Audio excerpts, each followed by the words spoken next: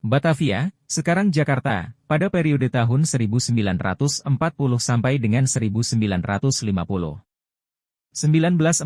hingga 1942, masa pendudukan Belanda. 1940, Batavia masih berada di bawah pemerintahan kolonial Belanda.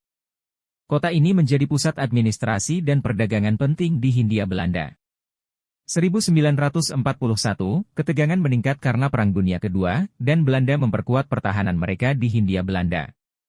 1942 hingga 1945, pendudukan Jepang. Maret 1942, Jepang menduduki Batavia setelah menyerahnya pasukan Belanda di Indonesia. Nama Batavia kemudian diubah menjadi Jakarta oleh pemerintahan Jepang. 1942 hingga 1945, selama pendudukan Jepang, Jakarta menjadi pusat pemerintahan militer Jepang di Indonesia. Penduduk mengalami kesulitan ekonomi, kerja paksa, romusha, dan tekanan dari rezim Jepang. 1945 hingga 1949, periode Revolusi Indonesia.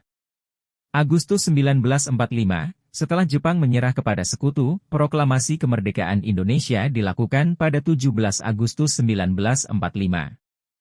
Jakarta menjadi pusat pergerakan kemerdekaan Indonesia. September 1945, terjadi insiden pertempuran antara pemuda Indonesia dan tentara Jepang di Jakarta. 1945 hingga 1946, pasukan sekutu, terutama Inggris, dan NICA, Netherlands in the Civil Administration, datang ke Indonesia, termasuk Jakarta, untuk mengambil alih kekuasaan dari Jepang. Hal ini menimbulkan konflik dengan para pejuang kemerdekaan Indonesia.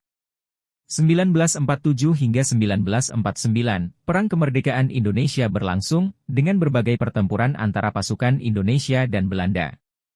Jakarta menjadi saksi berbagai peristiwa penting, termasuk diplomasi dan pertempuran. 1949 hingga 1950, pengakuan kedaulatan dan masa awal kemerdekaan.